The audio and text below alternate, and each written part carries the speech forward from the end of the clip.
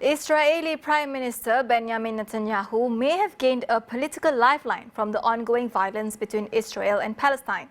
Netanyahu looked to be on the verge of losing power, which he has held for the past 12 years. But the escalation of the current situation has given him extra time to make a political move.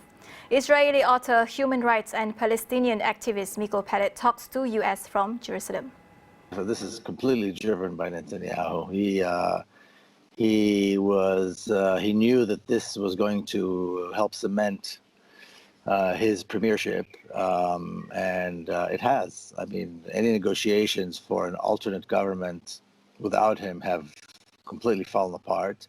He's very strong now domestically, very popular domestically. He's very popular internationally as well.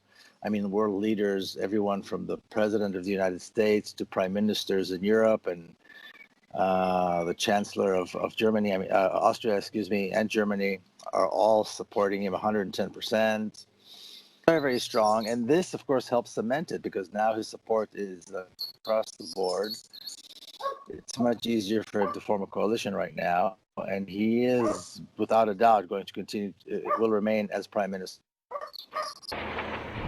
Peled adds that Israel has been particularly heavy-handed on its recent attacks on Gaza due to fear of a stronger unified voice from Palestinians.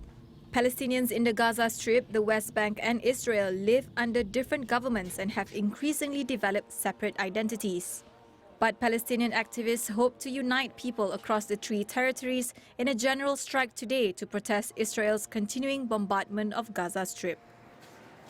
There's a very deep connection between what is happening in what happened in Jerusalem over the last few weeks, what is happening in Gaza now, what is happening in other parts of Palestine. People tend to either ignore or forget the fact that this is the Palestinian people live throughout all of Palestine, and it's the same issue that they're all fighting for.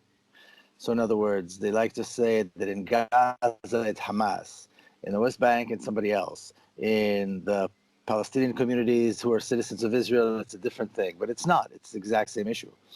Palestinians are fighting for their rights. The Palestinians are fighting for their right to exist, for the right to have water, to the right to worship in Jerusalem, for the right to live in dignity, for the right to protect Al-Aqsa,